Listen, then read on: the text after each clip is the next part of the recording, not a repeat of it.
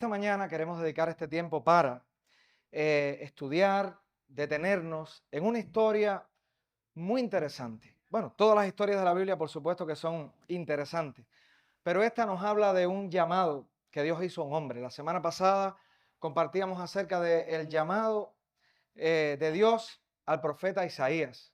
Los que estaban lo recordarán. Bueno, en esta mañana estaremos compartiendo el llamado que Dios hizo a Moisés.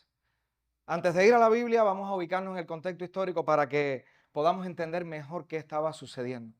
Bien, nos remontamos al Antiguo Testamento, unos 14 siglos antes de que Cristo se humanara y viniera y muriera en la cruz. Y el pueblo de Israel, la nación de Israel, estaba de esclava en Egipto. Llevaba 400 años de esclavitud muy difícil. El clamor del pueblo de Israel, del pueblo hebreo, era un clamor profundo porque había dolor, se va a describir ahora en el texto que vamos a ver. Y Moisés fue alguien que nació siendo israelita, siendo hebreo, nació, pero por diferentes circunstancias que no podemos estar viendo hoy, Dios condujo todas las cosas a que fuese criado en el palacio del faraón, con todos los privilegios y derechos de un miembro de la familia real, por decirlo de alguna manera. Al pasar el tiempo, Moisés vio cómo estaba siendo abusado uno de los israelitas, esclavos, y él tomó en sus manos la iniciativa para en ese momento resolver ese problema y llevó a la muerte a aquella persona que estaba abusando, aquel egipcio que estaba abusando del hebreo, del israelita. Y ahí se desatan algunas circunstancias que le llevan a huir. Moisés tuvo que huir y tuvo que huir a Madián, lo describe la Biblia también. 40 años tenía Moisés cuando tuvo que huir a Madián debido a esta situación y ya llevaba 40 años más viviendo en Madián. Allí se había casado, tenía familia y ahora la Biblia nos va a describir qué estaba aconteciendo con él. Así que esto sucede cuando Moisés tenía ya 80 años. Vamos a ir abriendo entonces nuestras Biblias en el libro de Éxodo, capítulo 3, para comenzar nuestra lectura ahí una vez que hagamos una oración. Así que Éxodo capítulo 3, nos detenemos allí y hacemos una oración. Bien, oremos. Señor, te agradecemos por esta oportunidad que nos das de compartir una vez más de tu palabra, de ir a tu palabra para tomar de ella la enseñanza oportuna para nuestra vida, para seguir conociendo tu revelación y aplicándolo a nuestra vida en cada área, en cada faceta, para nuestro crecimiento y también para nuestra preparación para ser también testigos tuyos a la comunidad, a la ciudad, a este país y a donde quiera que tú nos lleves, para que podamos ser instrumentos para tu gloria, siervos para tu gloria, como decía esta canción que acabamos de cantar. En tus manos ponemos este tiempo, ilumina tú nuestras mentes, nuestros corazones y haz que podamos tomar de tu palabra aquello que pueda ser útil a nuestra vida. En el nombre de Jesús, amén. Muy bien, dice el versículo 1 de Éxodo capítulo 3, apacentando Moisés las ovejas de Jetro su suegro, sacerdote de Madián, llevó las ovejas a través del desierto y llegó hasta Horeb, monte de Dios. Este monte también se conoce como el monte Sinaí, en otros pasajes de la Biblia aparece de esta manera.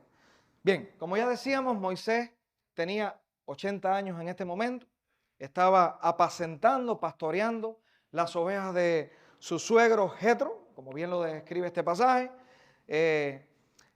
Estas ovejas las llevaba, dice el texto, a través del desierto, llegó hasta Horeb, hasta este monte. ¿Y qué sucede entonces? Bien, veamos en el versículo 2 cómo Dios se le aparece.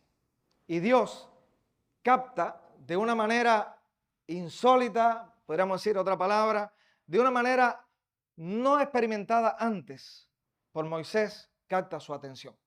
Dice el versículo 2, y se le apareció el ángel de Jehová en una llama de fuego en medio de una zarza. Un arbusto pequeño es la zarza. Y él miró y vio que la zarza ardía en fuego y la zarza no se consumía. De momento pudiéramos decir, que puede ser que hubiese visto como común que aquella zarza, que un arbusto estuviese prendido, que estuviese, de alguna manera se hubiera incendiado. Pero había un detalle importante aquí. ¿Qué pasaba? Dice el texto. Y la zarza no se consumía. Es decir, continuaba el fuego, pero sin embargo no entraba en ese proceso de deterioro y completamente se apagaba y se extinguía el fuego, sino que continúa. Y esto llamó la atención a Moisés. Dice el versículo 2 que un ángel se le apareció. El ángel de Jehová era quien estaba presente en esta llama de fuego. El versículo 3 dice, entonces Moisés dijo, iré yo ahora y veré esta grande visión. ¿Por qué causa la zarza no sé qué? Ya el pasaje está diciendo que cuando Moisés fue inquietado por aquella zarza que se veía arder sin consumirse, Moisés expresó que estaba ante una gran visión. Era algo totalmente fuera de lo común, de lo ordinario, lo que estaba sucediendo en ese momento. Viendo Jehová que él iba a ver, lo llamó Dios de en medio de la zarza y dijo, Moisés, Moisés. Y él respondió, heme aquí. Lo primero que hace Dios, entonces, al captar la atención de Moisés, es precisamente llamarle. Y llamarle, dice el texto, por su nombre. Recordemos lo que contábamos hace un momento. Moisés, el que antes era un privilegiado en los palacios de Faraón, ahora estaba escondido por 40 años en Madián, pastoreando ovejas, años sin ser relevante, sin ser alguien socialmente prominente, desconocido, sin privilegios de grandeza, allí atravesando un desierto, como dice el texto, yendo hasta este lugar, monte de Horeb, a llevar las ovejas ahí a apacentar, y que de pronto reciba esta visión. Un gran contraste con lo que ya estaba viviendo en estos últimos 40 años, en una vida hasta cierto punto tranquila, rutinaria, la vida cotidiana de cualquier persona, una vida común y ordinaria. Y de momento Dios se le está presentando. Así que es importante acentuar algo más. Dios se le había perdido de vista por todos estos años a Moisés mientras estuvo allí, en el desierto no, en Madián, no se le había perdido de vista. Sería un encuentro casual el que Dios estaba teniendo en este momento, algo que sucedió porque fortuitamente, casualmente iba pasando Moisés y Dios le vio, o sería un propósito determinado, planificado, decretado por Dios. Por supuesto que la segunda, ¿verdad? Era un plan de Dios. Dios tenía propósitos muy importantes con Moisés. Dios tenía propósitos muy importantes con Moisés. De ahí para aplicar un principio. Cuando Dios tiene propósitos con alguien, con una persona, Dios no le pierde de vista. Dios nunca va a tener un encuentro casual. Nunca digas por casualidad llegué a una iglesia. Nunca digas por casualidad un hermano me presentó el evangelio. Dios tiene planes. Dios tiene propósitos, a veces no visibles a los ojos humanos, pero Dios conduciendo tu vida, mi vida, la vida de Moisés, la vida del pueblo de Israel, que por esa razón es que estaba siendo Dios llamado en este momento.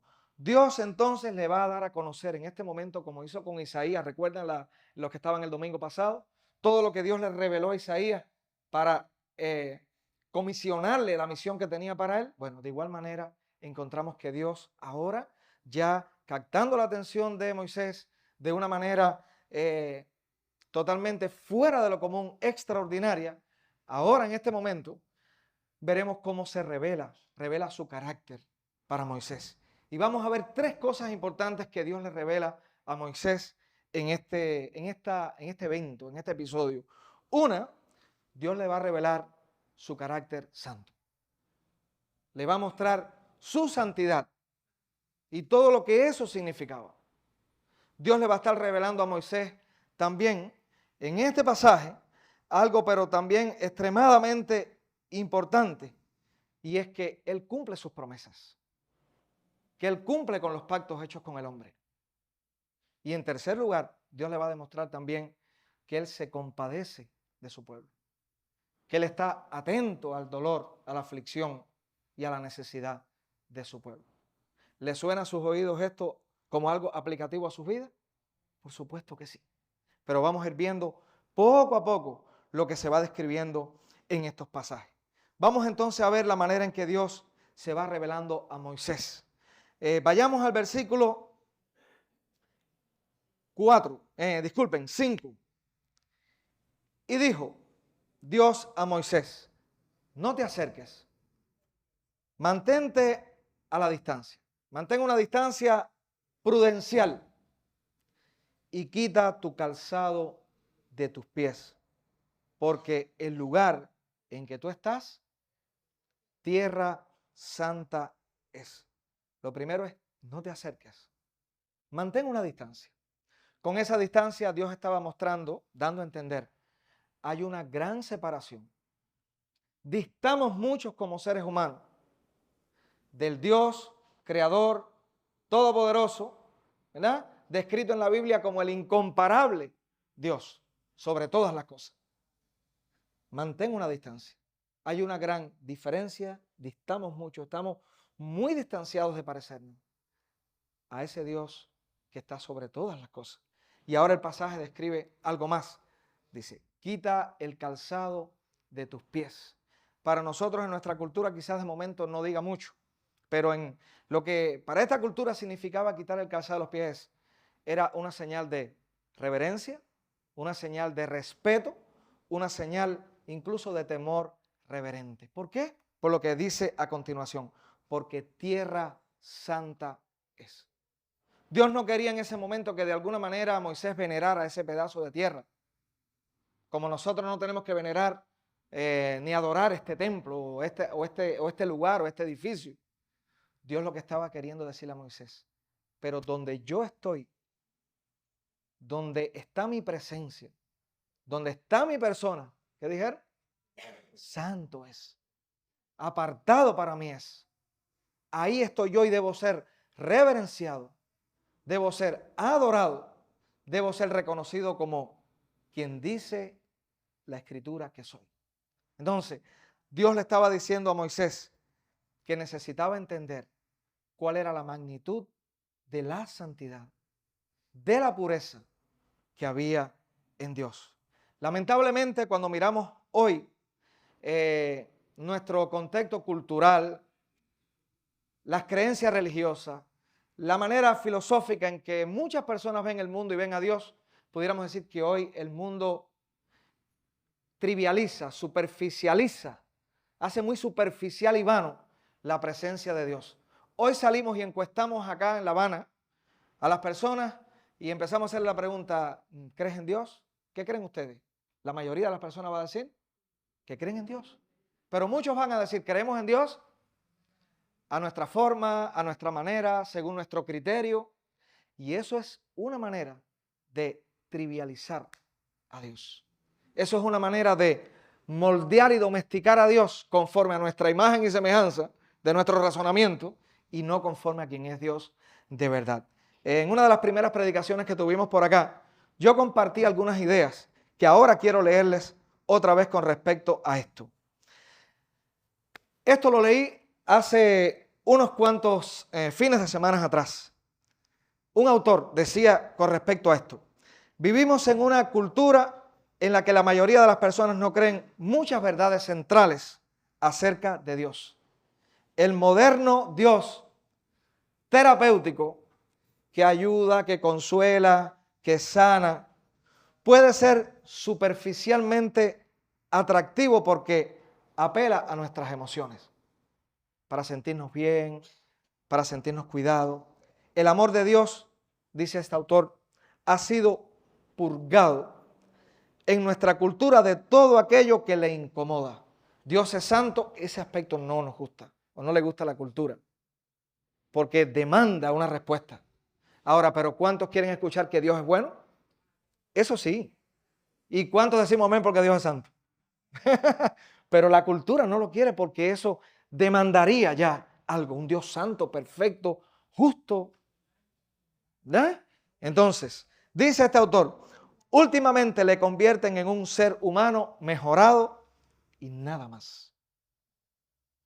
Entonces, cuando Dios le dice a Moisés, mantente a distancia, quita el calzado de tus pies, que el lugar donde tú te encuentras en este momento, santo es tierra santa, lo que le estaba diciendo es, lo primero que es importante para que te relaciones conmigo y para que entiendas quién yo soy, es que comprendas lo diferente que es, que soy yo de cualquier ser humano.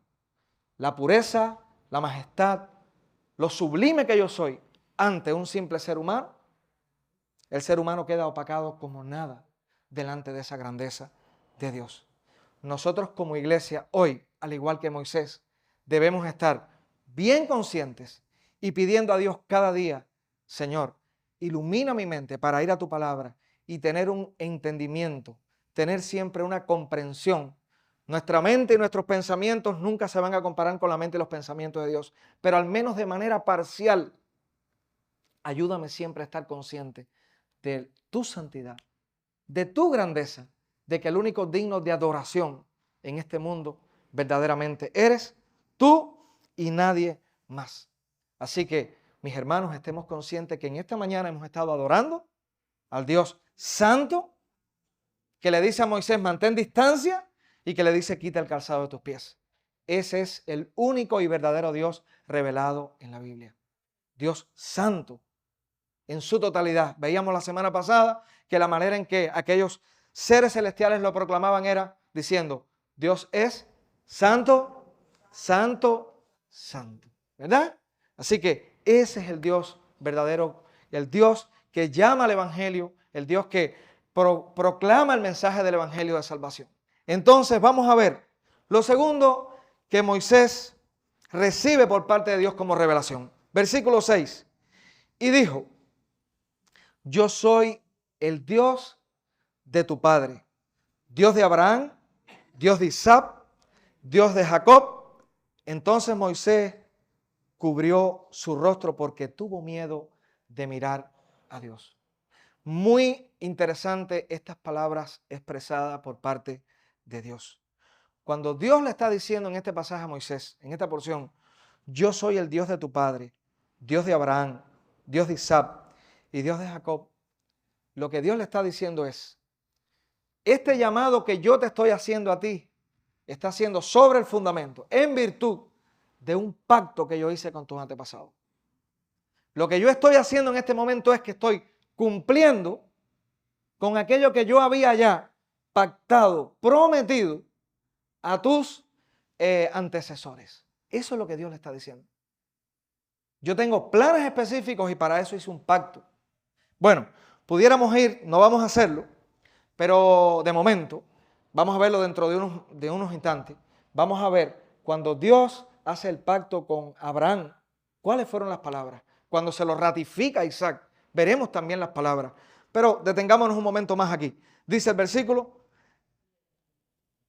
yo soy el Dios de tu padre, Dios de Abraham, Dios de Isaac y Dios de Jacob. Entonces Moisés cubrió su rostro porque tuvo miedo de mirar a Dios. Dios estaba llevando a Moisés hasta un punto donde Moisés estaba reconociendo, bueno, tantos años entre ovejas, tantos años con mi familia, tantos años en una vida común y ordinaria, simplemente viviendo como un padre de familia, estoy teniendo una experiencia única, inigualable, grandiosa. Dios tiene planes conmigo. Lo que Dios está haciendo en este momento es algo que yo no había experimentado antes. Entonces, veamos dos textos. Génesis capítulo 22, versículo 16. Y veamos por qué Dios le dice a Moisés, yo soy el Dios de tus padres, de Abraham, de Isaac, de Jacob. Versículo 16 de Génesis capítulo 22. Y dijo, por mí mismo, dice Dios, dice Jehová, he jurado que por cuanto has hecho esto y no me has rehusado tu hijo, tu único hijo, de cierto te bendeciré y te multiplicaré tu descendencia, como las estrellas del cielo y como la arena que está a la orilla del mar. Y tu descendencia poseerá las puertas de sus enemigos. En tu simiente serán benditas todas las naciones de la tierra, por cuanto obedecisteis a mi voz. No podemos ver cada pasaje y cada historia, pero esto fue el momento en que Dios le dice a Abraham que debía sacrificar a su hijo Isaac. Eso ocurre en ese momento. Una vez que es probado y es demostrada la fe de Abraham, Dios pronuncia estas palabras a Abraham, que no solamente involucran su persona, el presente de Abraham, sino que Dios estaba dando promesas que tenían que ver, lo veremos dentro de unos minutos, con nosotros hoy. ¿Qué era esa simiente? ¿Qué naciones? ¿Qué es lo que estaba prometiéndole Dios a Abraham en ese pasaje? Después, en Génesis capítulo 26, encontramos también cómo hay una ratificación de estas palabras a Isaac. Génesis capítulo 26, versículo 24, dice así: y se le apareció Jehová aquella noche y le dijo: yo soy el Dios de Abraham, tu padre. No temas, porque yo estoy contigo y te bendeciré y te multiplicaré tu descendencia por amor de Abraham, mi siervo. Y ahora, llegando hasta Moisés, otra vez, Dios le está diciendo: yo soy el Dios de tu padre. Yo soy el Dios de Abraham, de Isaac y de Jacob. Dios es el que cumple sus promesas. Dios es el Dios que aquello que promete, lo cumple, ¿verdad? Ha pasado hoy ya aproximadamente 4000 años desde que Dios hizo el pacto con Abraham. Y hoy Él está cumpliendo el pacto que le hizo a Abraham. En Él serían benditas, acabamos de leer, todas las naciones de la tierra. Y nosotros somos en la fe descendientes de Abraham. Lo veremos dentro de unos minutos. Tal y como está explicado en varias partes de la Biblia. Dios no ha olvidado su promesa.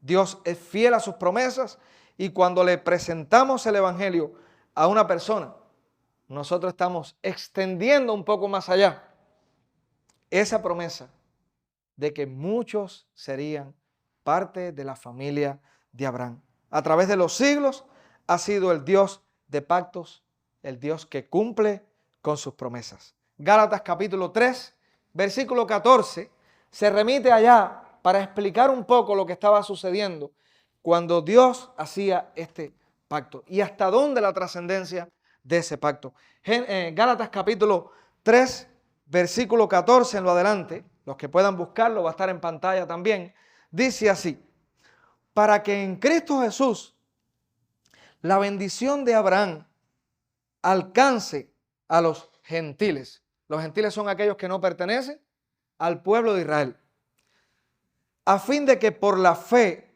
recibiésemos la promesa del Espíritu. Hermanos, hablo en términos humanos. Un pacto, aunque sea de hombre, una vez ratificado, nadie lo invalida ni le añade. Ahora bien, a Abraham fueron hechas las promesas y a su simiente. No dice y a las simientes. Logramos percatarnos que se está refiriendo a los textos que acabamos de leer, ¿verdad? Dice así: como si hablase de muchos, sino como de uno, y a tu simiente, la cual es Cristo. Esto pues digo, el pacto previamente ratificado por Dios para con Cristo, la ley que vino 430 años después, no lo abroga, no lo extermina, no lo elimina, para invalidar la promesa. Porque si la herencia es por la ley, ya no es por la promesa. Pero Dios la concedió a Abraham mediante la promesa. ¿Cuál es la simiente a la que se estaba refiriendo Dios cuando le dijo a Abraham: y en tu simiente serán benditas todas las familias de la tierra? ¿Cuál era la simiente? Dice este pasaje: Cristo era la simiente. O sea, que estamos viendo el pacto de Dios prometido, que comenzó inaugurado desde allá y cómo Dios fue conduciendo la historia para ir llevando el hilo de salvación hasta que Cristo viniese. Y miren las palabras que ahora nos está explicando Gálatas con respecto a todo lo sucedido en esta historia del Antiguo Testamento. Entonces, no importa quién se oponga, quién se levante en contra, cuántos enemigos Dios pueda tener, Dios siempre va a cumplir su pacto. Dios siempre va a cumplir sus promesas. Amén. Entonces, no solamente lo miremos pensando en esta porción de la Biblia y en la experiencia personal de Moisés, sino llévalo a tu vida, tráelo a tu vida. Dios ha prometido llevarte hasta el final de los días en la tierra, con Él, como dice un texto que está en el Nuevo Testamento, decía Pablo, estando persuadidos de esto, que el que comenzó en nosotros la buena obra, la perfeccionará hasta el día de Jesucristo. Fiel es el que nos llamó. Él va a continuar la obra en nosotros. Vamos a ver entonces una tercera revelación que Dios hace con respecto a sí mismo y a lo que Él es y hace. Vayamos al versículo 7, otra vez, de Éxodo capítulo 3, y dice así Dios: dijo luego Jehová, bien he visto la aflicción de mi pueblo. Y hay palabras clave que debemos ir mirando con detenimiento. Bien he visto la aflicción de mi pueblo. Dios se está presentando como un Dios lejos, distante, que ha dejado al mundo en el olvido, que está en Egipto. Y he oído su clamor. Escuchen bien, Dios escuchando el clamor de ese pueblo que estaba en aflicción a causa de sus exactores, pues he conocido sus angustias. Dios conocía las angustias del pueblo de Israel. Dios conoce tus angustias. Dios conoce tus flaquezas. Dios conoce tus sufrimientos. Dios conoce todo de ti. Y he descendido para librarlos de mano de los egipcios y sacarlos de aquella tierra a una tierra buena y ancha, a tierra que fluye leche y miel, a los lugares del cananeo, del eteo, del amorreo, del fereceo, del heveo y del jebuseo. El clamor, pues, de los hijos de Israel ha venido delante de mí, y también he visto la opresión con que los egipcios lo oprimen. Dios no había olvidado al pueblo que Él mismo formó. Si leemos la historia en Génesis, cómo fue que Dios condujo todo, llamó a Abraham y cómo comenzó a formar esta nación. Es pueblo de Dios, y Dios, mirando su clamor por su angustia, su aflicción, la opresión que estaban experimentando, Dios estaba atento a la necesidad de su pueblo escogido. Dios está atento a la necesidad de su pueblo escogido. Amén. Su pueblo no está ajeno al corazón de Dios. No está ajeno. Dios no está pasivo ni indiferente ante las necesidades de su pueblo. Puede ser que en medio del dolor, del sufrimiento, donde no vemos la luz al final del túnel en determinado problema, situación, puede ser que en un momento digamos, Señor, ¿hasta cuándo? Palabras que aparecen en la Biblia, en los Salmos. Encontramos palabras donde Moisés hubo un momento que dijo, quítame la vida, Señor, ¿acaso yo di a luz a este pueblo? Eso sucede más adelante. Hay momentos difíciles, duros, donde de momento puede la vista nublarse y la fe, vamos a decir, debilitarse y pensar que Dios no está. Dios siempre está pendiente de su pueblo. Dios siempre está pendiente de su pueblo. Y ahora se muestra en esta zarza, de esta manera tan única y extraordinaria, precisamente con el objetivo de trazar un plan y levantar un hombre para bendecir a su pueblo. Dios conduciendo todo para bendecir a su pueblo. Entonces, hasta aquí hemos visto tres aspectos importantes que Dios le revela a Dios. Lo primero, su santidad. Lo segundo que le revela es que Él es el Dios que cumple sus promesas, sus pactos. Y en tercer lugar, que es el Dios que está atento a la necesidad de su pueblo escogido. Atento al clamor y a la necesidad de su pueblo escogido. Veamos entonces rápidamente el llamado y la comisión que Dios está poniendo en Moisés. Para que Moisés pudiera asumir lo que ahora se le va a poner en sus manos, necesitaba tener un encuentro así con el Señor y que Dios le replanteara estas verdades tan importantes. Su santidad, sus pactos y cómo Él estaba comprometido con su pueblo. Moisés necesitaba escuchar, que se le replanteara estas grandes verdades. Ahora veamos el versículo 10 y dice así, lo vamos a leer de una vez.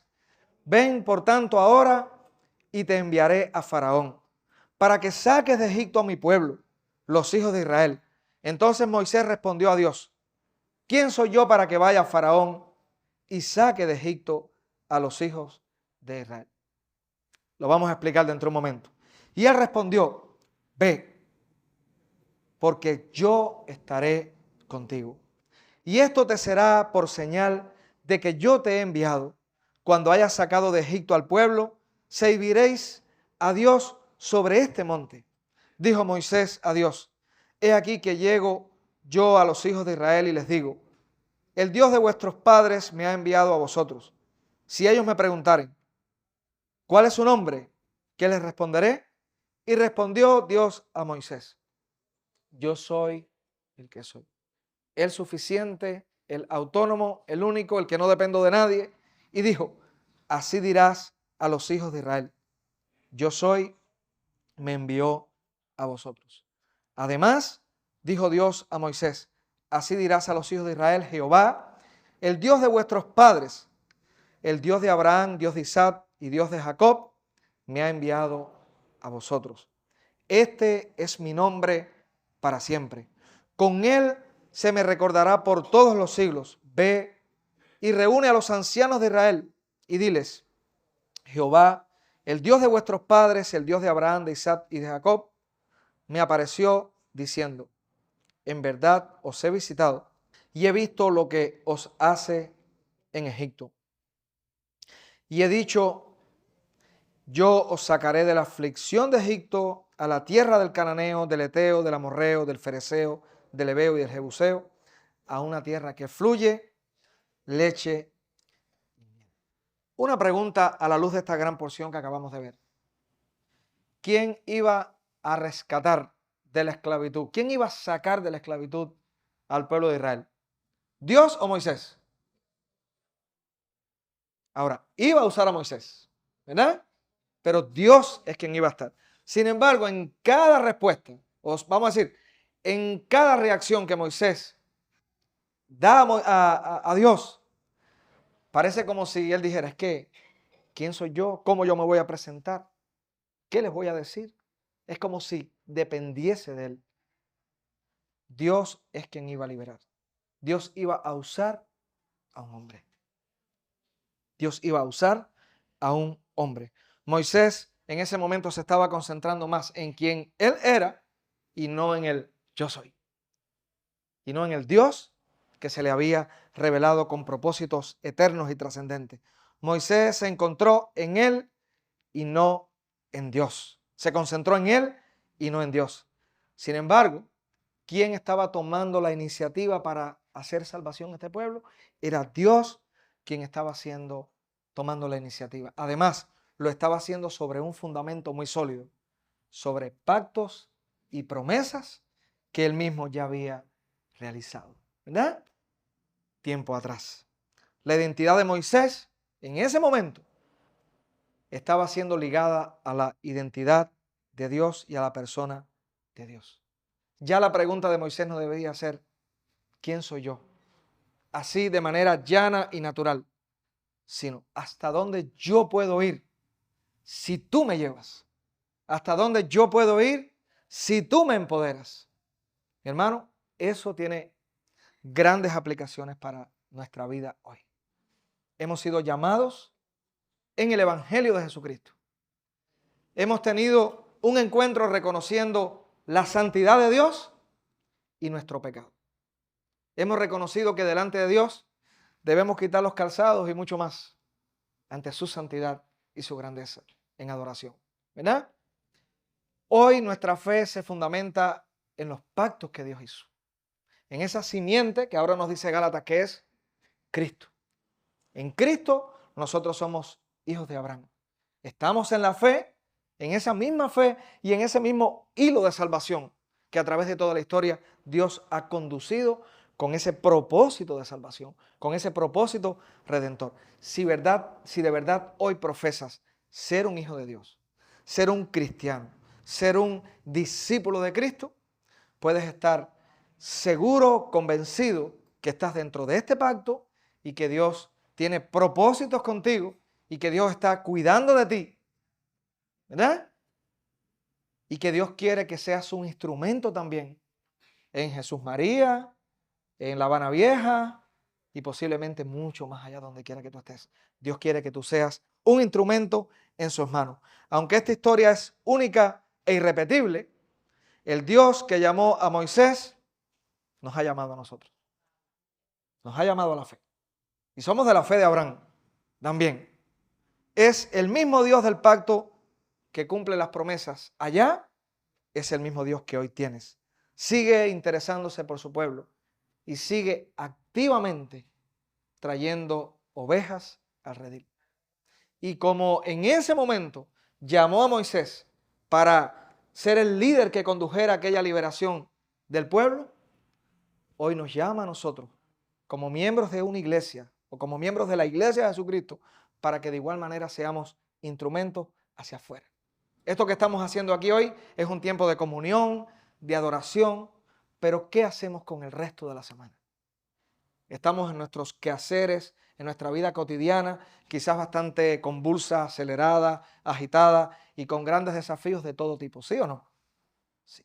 Pero Dios quiere usarte ahí, en tu trabajo, en tu familia, en tu vecindario. Dios quiere que tú seas testigo de Él. Dios quiere que tú seas un instrumento para que otros puedan también conocer de Él. Dios te ha llamado. Dios ha llamado a su iglesia como nación santa, como pueblo adquirido por Dios, para que anuncie las virtudes de aquel que nos llamó de las tinieblas a su luz admirable. El libro de Éxodo es una prefigura, es una representación anticipada de la más sublime y grandiosa liberación que Dios ha hecho en la historia, que la llevó a cabo Cristo. En Él se ha ocurrido la más grande liberación. De esto nos habla Juan, hablando de gloria, hablando de la visión de Dios, de la santidad de Dios. Cuando el Evangelio de Juan comienza a describir la encarnación de Cristo, en el Evangelio de Juan, capítulo 1, versículo 14, dice así, refiriéndose a Cristo: y aquel verbo, aquella palabra que era desde el principio y que era Dios, fue hecho carne, se encarnó, se humanó y habitó entre nosotros y vimos su gloria. Gloria como del unigénito del Padre, lleno de gracia y de verdad. Nosotros no hemos visto una zarza ardiente y posiblemente nunca la vamos a ver. O sea, podemos ver un árbol quemándose, pero una visión donde hay un arbusto, donde Dios se revela a nosotros de esa manera, posiblemente nunca sucede. Les digo más, no es necesario. Tenemos la palabra de Dios, lo decíamos la semana pasada también, que es suficiente para conocer a Dios, suficiente para entender quiénes somos, quién es Dios y cuál ha sido el medio que Él ha establecido para que la tierra sea llena de su gloria y para que muchas personas pecadoras sean traídas a esa gloria.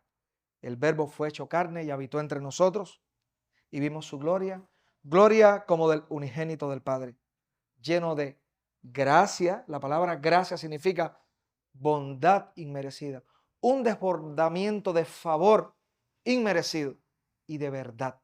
Verdad como ese criterio absoluto, verdadero y único que emana, que viene, que se desprende de Dios. Ese fue Cristo. Y ese es el Cristo que se nos ha predicado para encontrar salvación. El único mediador entre Dios y los hombres. La última plaga en Egipto, que no lo oímos en esta historia hoy, leímos solamente una porción, pero es importante mencionarlo como aplicación final, fue la muerte de los primogénitos, donde Dios mandó al pueblo de Israel a pintar el dintel de las puertas con la sangre de corderos inocentes, para que la muerte pasase y no matara a aquellos primogénitos. Ese cordero que luego vez tras vez en la Pascua, una fiesta judía, lo veíamos las semanas anteriores también en Semana Santa, ese cordero representaba vez tras vez aquel cordero que en un momento sirvió como señal para ser librados de la muerte. Hoy el Cordero de Dios que quita el pecado del mundo es Cristo. La verdadera Pascua que la iglesia puede experimentar, celebrar, y sobre Él es que nosotros podemos tener, sobre sus sacrificios que podemos tener salvación.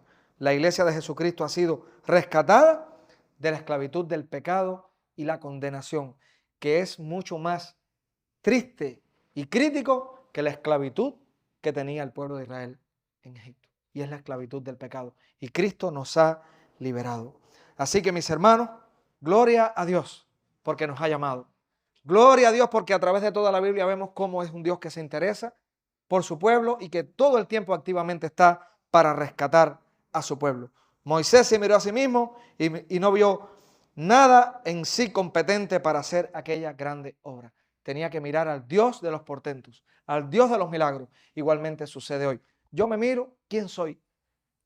Un hombre frágil, que me enfermo con facilidad, que me puedo airar con facilidad, que en un determinado momento me puedo desanimar.